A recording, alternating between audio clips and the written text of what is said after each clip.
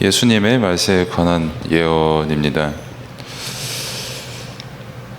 사실 사람에게 있어서 어떤 가장 되게 저 사람 내게 엄청 영향력을 발휘할 수 있다, 그리고 저 사람은 어떻게 범접할 수 없다, 엄청난 힘을 가지고 있고, 아니면은 저 사람의 능력이 내게 엄청난 유익 혹은 손해를 가져다 줄 수 있다라고 할 수 있는 게 예언이라는 겁니다.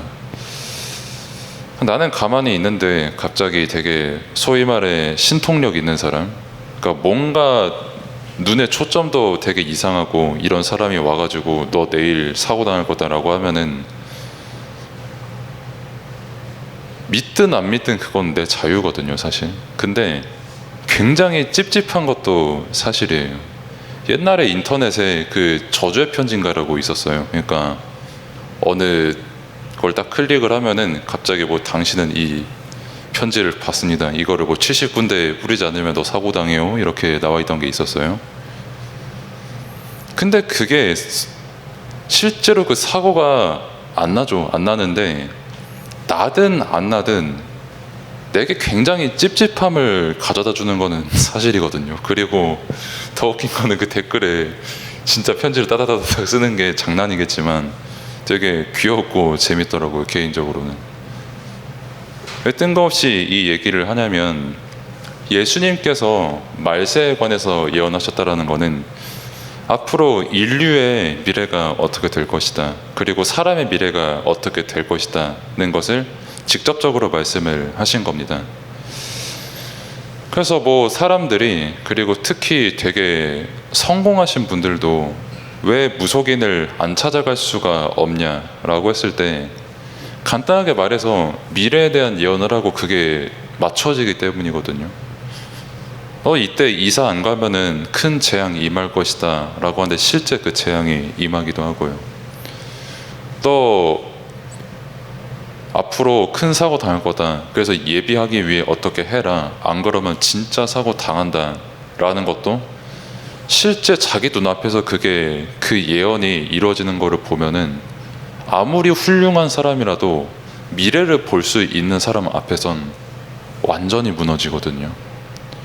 저 같은 경우도 저랑 이제 어머니, 그리고 이제 해외 선교사님 이렇게 오셔가지고 3명에서 길을 걸어가다가 그 관상으로 점을 치는 사람이 한 명 있었어요. 그래가지고 같이 가가지고 점을 치는데 그냥 이마박을 뜬금없이 보여달래요.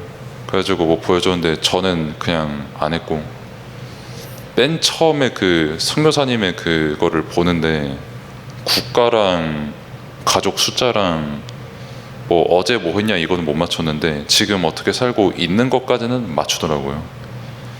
그러니까 그것만 봐도 저 사람 나에게 예언을 할 수가 있네, 내 미래를 컨트롤할 수가 있는 사람이네. 내가 아무리 열심히 살고 훌륭하게 살아도 저 사람이 예언한 대로 된다고 한다면 내가 저 사람 말을 따르는 게 맞겠구나라는 그 마음이 생기잖아요. 근데 참 감사하게도 그 선교사님은 안 속으시더라고요. 거기 네가 그렇게 내 미래 예언을 한다고 쳐도 하나님께서 내 미래 내일 어떻게 예언하실지 모른다, 그리고 그렇게 된다고 한들 그것도 하나님의 뜻이면은 자기는 받아들이겠다라고 하셨던 게 제가 어렸을 때 봤음에도 그 신앙 고백의 기억이 남아요. 그리고 우리 어머니의 그 이마도 쭉 보시더니 그 말을 듣고 난 이후라 그런지 잘 못 보겠대요. 어디 사는지 관상이 어떤지 해석이 안 된대요. 이런 경우는 거의 처음이라면서. 아무튼 그렇게 미래에 대해서 말하는 사람을 굉장히 두려워하면서도 찾습니다. 왜? 당장에 우리가 내일 어떻게 될지 아무도 모르거든요. 근데 그거를 내일을 어떻게 될지 아는 사람을 만나고 거기에 이제 내가 원하는 그 복을 줄 수 있는 사람까지 만나면 자기 재산을 말 그대로 다 갖다 바치는 거죠. 내 미래를, 내 운명으로부터 벗어나고 싶으니까. 근데 그게 결국 사단에게 속는 거고. 그래서 예수님께서 말세에 관해서 예언을 하셨고, 중요한 거는 그 말씀이 실제 성취가 되었고 지금도 되고 있다라는 겁니다. 이거를 예언과 성취를 주고 볼 때 가장 우리에게 있어서 정말 말도 안 되는 응답이 뭐냐면, 강단 말씀의 제목처럼 하나님께서 우리 안에 함께 하시는 거예요. 그 예언이 실제 그리스도를 통해서 성취됐고 진짜 하나님께서 우리와 함께 하시고 그 능력을 행하시는 거를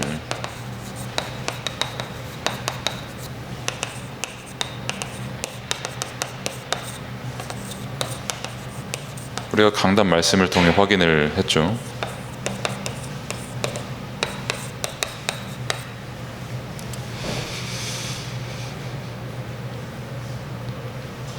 그럼 예수님께서 이 말씀을 예언을 했고 성경이 예언을 했고 실제 성취가 되었고 하나님께서 지금 우리와 함께 하신단 말이에요. 예언을 하는 사람들은 되게 많거든요. 미래를 알아맞추는 사람 생각보다 많아요. 그래서 당장에 뭐 주식 고수 같은 분들도 보면은 뭐 신통력으로 알든 뭘로 알든 어쨌든 앞으로 주가가 뭐가 폭등하고 폭락할 것이라는 거를 아는 사람은 돈 되게 쉽게 벌거든요.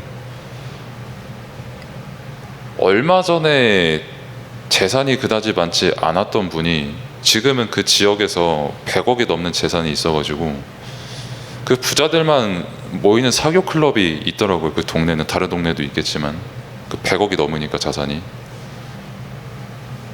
그래서 다른 게 아니라 앞으로 주식 어떻게 될 거다 예언을 해주니까요. 그 예언대로 따라가니까 실제 그 부를 가지게 되니까요. 그만큼 예언이라는 게 어마어마한 힘을 가지고 있거든요.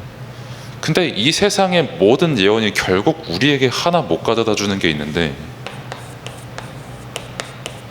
구원을 가져다 줄 수가 없어요. 왜냐하면 결국 그 모든 예언들은 영원하지가 않거든요. 영원부터 영원까지의 일을 예언하시고 그걸 말씀하시고 실제 성취시키신 분은 그리스도밖에 없습니다. 그래서 하나님 떠난 죄를 지은 나를 구원하신 하나님이시면서 인간의 오늘 몸을 입고 오셔서 나를 구원하신 그 그리스도가 지금 나와 함께 하시고 내 안에서 내 모든 인생길에 함께 행하시는 하나님께서 함께 계시는 것만큼 최고의 예언이 없고 최고의 성취가 없는 거예요. 그래서 우리가 굉장히 뭐 그리스도를 뭐 붕뜨게 믿는다, 근거 없이 믿는다 라고 하는데 우리에게 이 말씀의 성취만큼 증거가 없고요. 실제 우리는 말씀대로 예언되고 성취된 나를 구원하신 그리스도를 지금 은혜로 믿고 있는 거죠. 그 은혜로 말미암아서 우리 안에서 행하시는 하나님과 함께하는 최고의 응답을 지금 누리고 있고요. 그래서 종교에 대해서 목사님께서 말씀을 주셨었는데 그 서두에서요. 종교랑 복음의 차이점은 간단합니다. 종교는 결국 결론이 나예요. 내가 잘 믿고 내가 조금 어떻게 되게 열심히 살고 내가 잘 되는 게 종교의 목적이라면 복음은 처음부터 하나님께서 살아계시고 그 하나님께서 말씀을 예언을 해주셨고 그 예언된 말씀이 실제 성취가 되셨는데 그분이 곧 그리스도시고 그리스도께서 우리에게 구원을 행하시고 우리는 그 사실을 믿는 것이다는 것이 복음이죠. 즉 사람으로부터 출발하는 종교 그리고 하나님으로부터 출발하는 복음의 그 차이는 뭐 지금 얼른 들으면은 아무것도 아닌 것 같은데 그 하나님께서 모든 것을 아시고 모든 것을 예언할 수 있으시고 더 중요한 거는 그 예언한 것을 실제 성취하실 수 있는 분, 그러니까 미래를 움직일 수 있고 직접 개입할 수 있고 그 능력으로 지금 내 안에서 행하시는 하나님이 지금 나와 함께 하시는 게 정말 믿어지는 사람은 내 모든 인생의 가치가 이 그리스도 안에서 다 발견됩니다. 그래서 우리에게 뭐 393이라는 단어, 시공간 초월하는 보좌라는 단어, 그 그 응답의 단어가 계속 나오는 이유도 말씀과 성취와 그리스도 안에 다 있는 거예요. 지금 당장은 어려울 수가 있지만.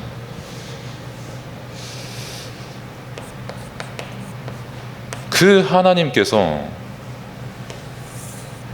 소원을 갖고 계시고 그 소원을 담고 우리 안에서 지금 행하고 계시거든요. 그럼 그 소원은 뭐냐라고 했을 때 내가 그리스도를 믿는 것, 그리고 나를 만나는 사람이 그리스도를 믿게끔 되는 것, 이게 답니다. 하나님께서는 우리에게 다른 소원이 없어요. 그리스도를 믿기를 원하십니다. 그리고 그리스도 안에 있기를 원하시고요. 그리스도 안에 모든 것이 다 있구나라는 것을 확인하는 것을 하나님께서 원하시고, 그거를 알게 하시려 우리 안에서 지금 행하시거든요. 그러니까 일하고 계시거든요.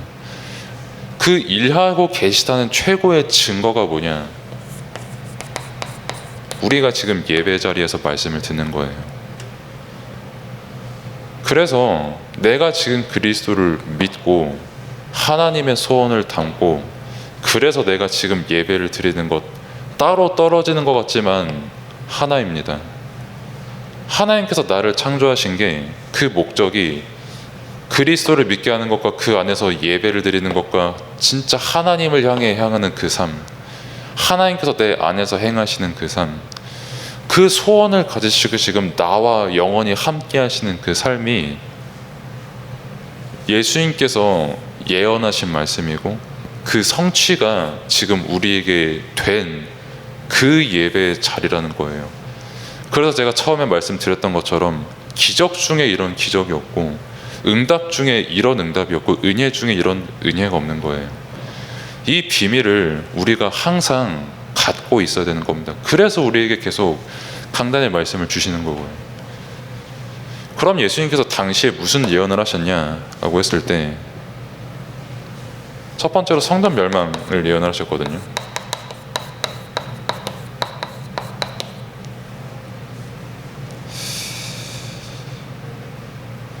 성전 멸망, 이게 여러분들이 교재를 보시거나 혹은 주보를 보시면 알겠지만은 그냥 글자가 되게 많다, 그 말은 내용이 굉장히 많다는 거거든요. 그래서 최대한 간단하게 말씀을 드리면, 이 1번하고 그 교재의 4번하고 연결이 되기 때문에 같이 말씀을 드릴게요. 3번이네요. 3번하고 같이 말씀을 드릴게요. 성전의 멸망에 대해서 예언을 하셨어요. 그래서 그 16절부터 쭉 보면은 이제 뭐 산으로 뭐 도망한다, 지붕 밭에 있는 자 뒤로 돌이키지 말라, 이런 내용들이 쭉쭉쭉 나오는데, 한마디로 너네 로마 군대에 둘러싸이게 될 거다, 그 성전. 그리고 그 군대들로 하여금 멸망당하게 될 것이다. 근데 그럼에도 불구하고 내가 너희들에게 도망칠 길, 구원의 길을 열어줄 것이다. 그때 이제 산으로 도망해라 라는 예언을 하셨죠. 미래에 어떻게 될 것이라고. 근데 당시 사람들이 성전 멸망 아예 생각도 못하고 예상도 못했거든요. 그러니까 예수님께서도 제자들에게만 말씀을 하신 거고, 뭐 특정한 교회를 제가 지칭하진 않겠습니다만, 그냥 예를 들어서 한 5만 명 정도 있는 교회가 갑자기 저 언더그라운드에 있는 어떤 한 조금 인기 있는 분이 저 5만 명 교회 멸망할 거야, 군대에 둘러싸여가지고 막 완전 파괴될 거예요, 다시는 재건하지 못할 거야 하면은 아무도 안 믿어요. 그거 개인적으로, 객관적으로. 그거 누가 믿습니까? 저거 그냥 열등감에서 하는 소리네 뭐네 이러지. 근데 중요한 거는 예언하신 그대로 그 이스라엘 당시 헤롯 성전 완전히 멸망당했고, 예언하신 그대로 지금도 새로 건축이 못 되고 있고요. 그리고 정말 예언하신 그대로 누가 그 교회를 파괴시킬 것인지, 어느 시기에 파괴시킬 것인지, 그리고 왜 파괴될 것인지에 대한 그 성전 멸망이 정확히 성취가 됐어요, 역사적으로. 그리고 그럼 왜 성전이 멸망을 당할 수밖에 없게 되냐라고 한다면, 더 근본적으로 성경은 처음부터 하나님께서 살아계심과 하나님 떠난 인간에게 그리스도를 보내겠다라는 예언의 책이고, 그리스도가 그 예언이 성취가 된 그리스도잖아요. 근데 그 예언 성취의 말씀을 믿지 않는 사람, 그 흐름 속에 있지 않는 사람, 왜 성전이 세워진지 모르는 사람은 당연히 멸망받을 수밖에 없다라는 그 예언까지 완전히 성취가 된 겁니다. 그래서 성경은 예언의 책이고 성취의 책이라는 거예요. 그리고 세상 끝, 그러니까 세상 끝이라는 단어를 쓸게요. 말세보다도 세상 끝에 대해서 예언을 하셨거든요. 그리고 세상 끝이, 성경에서 말하는 세상 끝은 지금을 말을 합니다. 예수님께서 승천하시고 나중에 재림하실 때까지 그 세상 끝을 말하는데, 아까 샌드라에게도 말씀을 드렸지만 굉장히 영웅들이 역사적으로 되게 많았거든요. 위인전 사보려고 하면은 옛날에 그 저희 집에도 아버지가 저보고 책 좀 읽으라고 해가지고 위인전이 다다다다다다다다다다다 있었는데 한 절반 조금 못 읽은 것 같아요. 너무 많아가지고. 솔직히 좀 재미없는 것도 많았고, 아무튼 그래가지고 다 읽을 거라는 생각은 그때 조금 하긴 하는데, 아무튼 그 세상 끝 수없이 많은 위인들이 있었고, 나라들이 있었고, 철학들이 있었고, 기술들도 있고, 지금도 계속 발전해 나가고 있는데, 소름 돋게도 2000년이 지난 지금도 예수님께서 말씀하신 그 세상 끝과 똑같이 흘러가고 있습니다. 그 내용은 교재를 보시면 아시겠고, 그래서 뭐 전쟁이 난다, 사람들이 나에게 굉장히 많은 여론을 가지고 내게 많은 속임수를 준다, 그리고 계속해서 그리스도를 믿는 사람들이 오히려 핍박을 당하게 될 것이고, 사람들이 우리에게 굉장히 우호적이진 않을 것이다. 특히 뭐 여기 순교라는 그 단어도 포함이 되겠죠. 뭐 여러분들이 학교 다닐 때도 지금 마찬가지고 사회 나가서도 마찬가지겠지만 거의 순교예요. 사실상 현장에서 복음을 말한다는 게 굉장히 많은 각오를 해야 되고, 때로는 굉장히 많은 페널티를 입을 수도 있고요, 아닌 경우도 있지만. 그러면 어떻게 내가 저 사람에게 복음을 전할 수 있냐, 어떻게 내가 그 현장에 복음의 빛을 비출 수 있냐라고 했을 때, 성취되는 말씀이라고 제가 말씀을 드렸잖아요. 그러면은 그 복음의 말씀이 구원받을 영혼이 그 현장에 있다면 그 말씀이 그 사람에게 성취가 되는 거를 우리 힘으로는 막을 수가 없습니다. 그 사람들의 힘으로 막을 수가 없고요.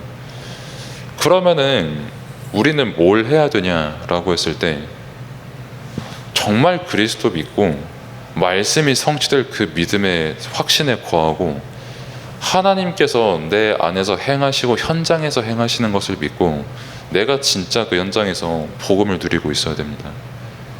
아까 말씀드렸지만 하나님께서 나를 향한 소원은 다른 게 아니라 내가 그리스도를 믿고 누리는 거, 그게 다예요. 그래서 여러분들이 지금 예배 때 말씀을 받고 있는 거고요. 그리고 재림에 대해서 말씀을 하셨죠. 인자가 오는 것을 보리라.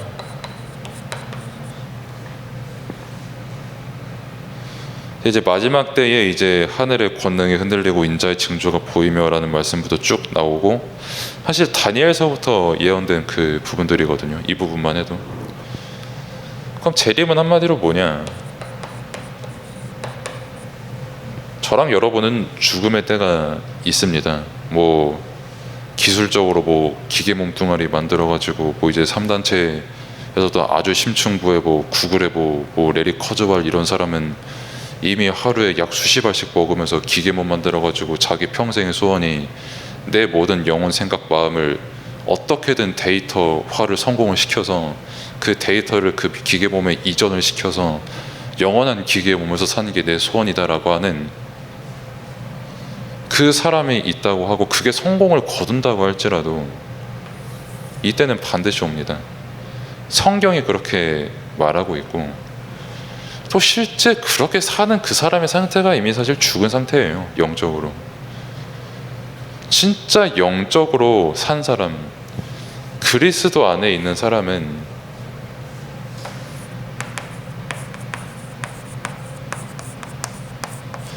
내 죽음이 하나님 나라와 바로 연결이 되고 정말 그리스도의 구원이 완전히 성취가 되는 소망이 있는 사람은 이거에 대한 생각과 영혼의 상태와 모든 게 다 달라지거든요. 정말 이 죽음을 아는 사람은. 그러면 당장에 니 그럼 뒤지세요라고 하면 나도 무섭죠. 솔직히 아픈 것도 싫어하고. 그냥 요즘에 저항력이 약해져서 그런가 그 어제 그 파란색 몬스터 캔 있잖아요. 그 논슈거 몬스터 한 캔 마셨는데도 심장 막 엄청 뛰더라고. 얼마만큼 내가 건강이 안 좋아졌으면. 그만큼 마음도 여리고 예민한 사람인데 갑자기 나보고 죽으라고 하면은 당연히 무섭지. 죽기 싫고 I'm very young to die 한데, 근데 아무튼 분명한 것은 말씀에서는 네가 죽는 게 아니라 너는 영원한 영혼을 가지고 있고 너는 하나님 나라의 백성이다는 것을 말씀하고 있다는 거예요. 그리고 이 하나님 나라의 주인 되신 분이 나에게 모든 말씀을 지금 성취시키셨고 이 응답을 뭐 죽어서 누리는 것도 맞지만 지금 그리스도 안에서 누리라는 겁니다. 그 하나님 나라의 응답을, 보좌의 배경과 응답을, 실제 그리스도 안에서 함께하는 그 응답을. 그래서 예수님께서 말세에 관한 예언을 하셨고 그 예언이 우리를 두고 하신 예언이고 실제 그 예언이 지금 성취가 되고 있습니다. 많은 거짓 선지자들과 뭐 무당들 아니면 굉장히 뛰어난 사회학자가 예언을 하고 그게 일부분 이루어지고 맞춰진다고 한들 그게 결국 우리에게 그리스도의 역할은 할 수 없고 반대로 하나님께서 예언하고 성취된 그 예수 그리스도가 지금 우리와 함께 있기 때문에, 그래서 세상 여론에 속는 여러분이 아닌 진짜 그리스도가 함께하는 그 응답과 그 비밀을 믿음으로 누리는 여러분들 되기를 바랍니다. 기도하겠습니다. 하나님 감사합니다. 정말 예수님의 예언을 믿음으로 믿고 실제 현장에서 성취하는 그 응답을 맛보는 저희들이 되고 특별히 렘넌트들이 될 수 있도록 하나님께서 우리의 모든 것을 인도하여 주옵소서. 예수 그리스도의 이름으로 기도드립니다. 아멘.